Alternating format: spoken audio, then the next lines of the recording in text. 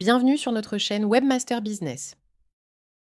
Dans cette vidéo, nous allons voir comment ajouter un compte utilisateur sur WordPress.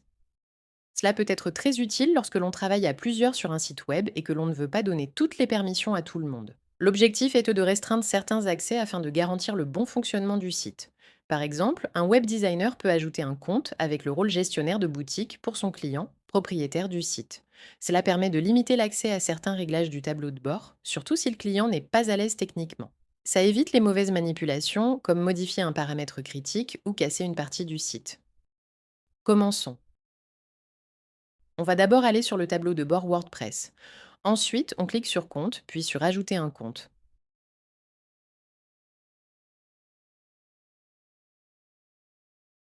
Ici, vous allez remplir les informations demandées, l'identifiant qui servira pour la connexion, l'adresse email, le nom et le prénom et le mot de passe.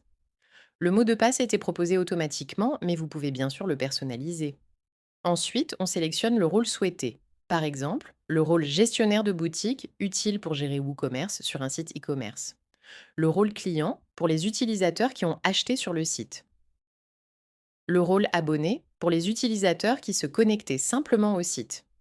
Il y a aussi les rôles contributeur, auteur, éditeur ou administrateur. Vous choisissez le niveau d'accès selon le besoin. Une fois le rôle choisi, il suffit de cliquer sur Ajouter un compte. Et voilà, le compte est créé. Maintenant, voyons comment l'utilisateur va pouvoir se connecter avec ses accès. La première étape consiste à lui communiquer le lien vers l'interface de connexion ainsi que son identifiant et son mot de passe. Ce lien correspond à la page de connexion du site sous WordPress. Selon l'hébergement, le lien peut varier légèrement. Je vous mettrai un modèle de lien en description pour vous aider. Ensuite, l'utilisateur devra copier ce lien dans la barre d'adresse tout en haut de son navigateur Internet.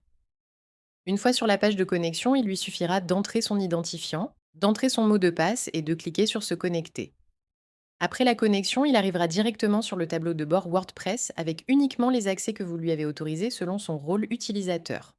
Bien gérer les rôles utilisateurs, c'est essentiel pour sécuriser un site et travailler proprement avec vos clients ou votre équipe. Si tu veux aller plus loin dans la création et l'optimisation de sites WordPress, pense à t'abonner et à suivre les prochaines vidéos.